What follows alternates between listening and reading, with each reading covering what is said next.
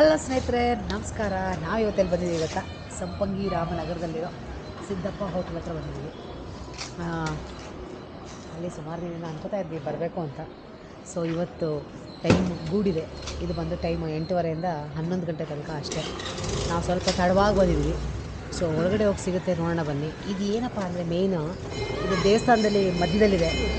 ಮಧ್ಯದಲ್ಲಿ ಈ ಹೋಟ್ಲಿದೆ, ಚಿಕ್ಕದು ಪುಟಾಣಿ, ಚೆನ್ನಾಗಿದೆ.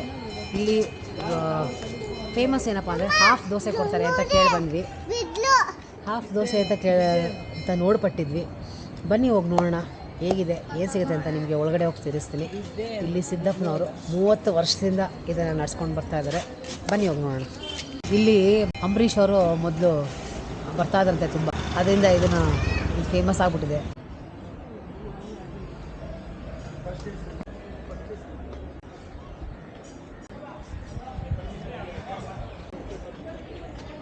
ಅವರೇ ಸಿದ್ದಪ್ಪ, ಅಲ್ಲಿ ಕೂತಿಯಾರ ನೋಡಿ, ಅಲ್ಲಿ ಅವರೇ ಕ್ಯಾಶಿಯರ್. ಇಲ್ಲಿ ನೋಡಿ 2 ಕ್ಯೂ ನಿಂತಿದ್ದೀವಿ. ಅದು ಬರೀ ಏನಂತೀರಿ, ಬರೀ ಇಡ್ಲಿ ರೈಸ್ ಖಾಲಿ ದೋಸೆಗೆ ಮಾತ್ರ.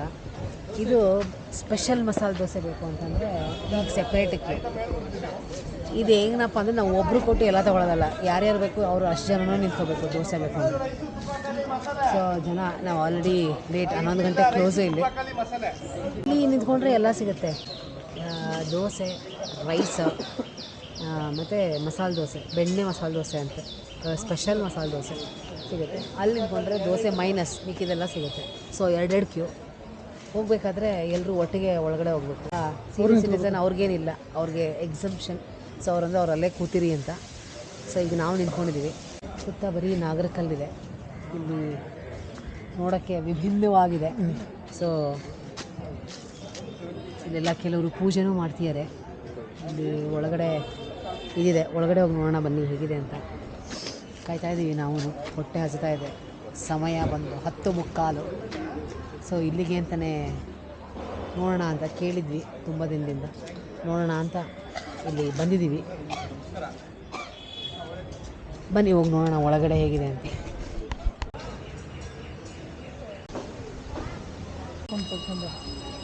ಇಲ್ಲಿ ನೋಡಿ, ಬರೀ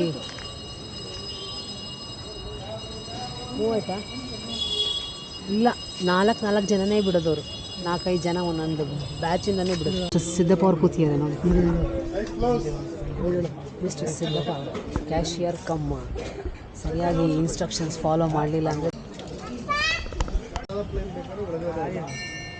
ಇಲ್ಲ, ಖಾಲಿ ರೈಸ್ ಇರುತ್ತೆ.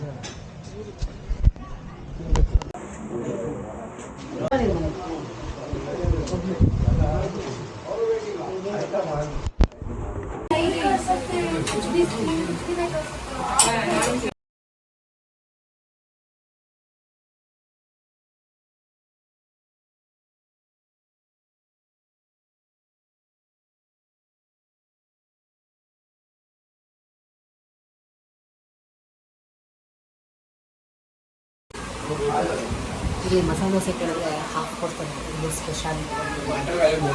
ಸ್ಪೆಷಾಲಿಟಿ ಸಾಗು ಚಟ್ನಿ, ಹಾಫ್ ಮಸಾಲೆ ದೋಸೆ.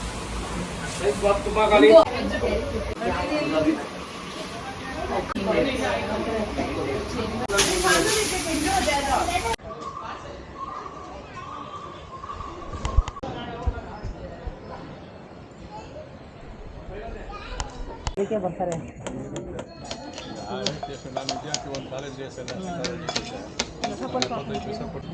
ಈಗ ನಮ್ಮದು ತಿಂಡಿ ಆಯಿತು.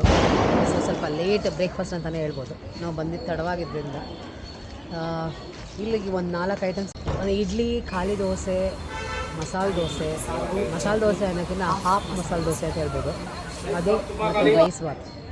ಇದಿಷ್ಟು ಸಿಗುತ್ತೆ. ನಮಗೆ ಇಡ್ಲಿ ಸಿಗಲಿಲ್ಲ, ಯಾಕಂದರೆ ಆಲ್ರೆಡಿ ಹೇಳ್ದಂಗೆ ಲೇಟಾಗಿ ಹೋಗಿದ್ವಿ, ಅದಕ್ಕೋಸ್ಕರ. ಚಟ್ನಿ ಸಾಗು ತುಂಬ ಚೆನ್ನಾಗಿತ್ತು.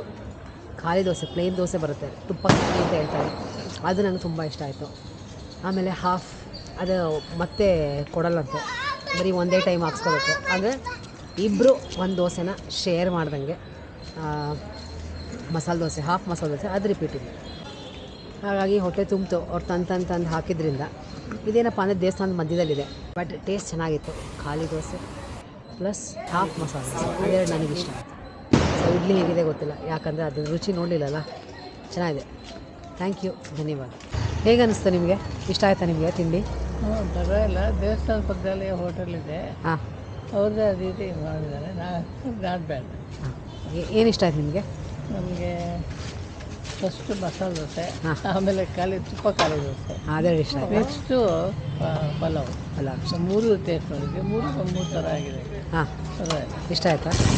ನನಗೂ ಅಷ್ಟೇ. ಖಾಲಿ ದೋಸೆ, ಮಸಾಲೆ ದೋಸೆ ಎರಡು ಇಷ್ಟ ಆಯಿತು.